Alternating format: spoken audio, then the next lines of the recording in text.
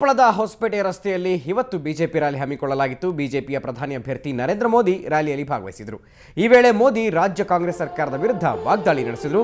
ರಾಜ್ಯ ಸರ್ಕಾರಕ್ಕೆ ಮಾತು ಕಣ್ಣು ಕಿವಿ ಏನೂ ಇಲ್ಲ, ಬರೀ ಹೈಕಮಾಂಡ್ ಆದೇಶದಂತೆ ನಡೀತಾ ಇದೆ, ಇಂತಹ ಭ್ರಷ್ಟ ಸರ್ಕಾರ ಅಂತ ಆಕ್ರೋಶ ವ್ಯಕ್ತಪಡಿಸಿದರು.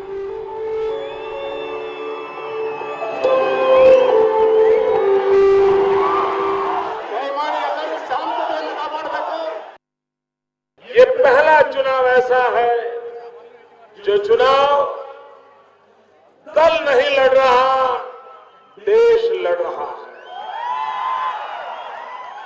उम्मीदवार नहीं लड़ रहा, जनता लड़ रही है।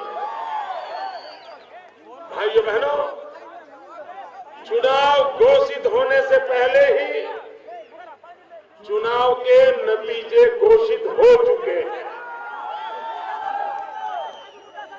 देश की जनता ने मान लिया है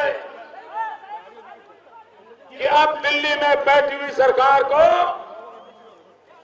एक पल भी वहां पर रहने का अधिकार नहीं है।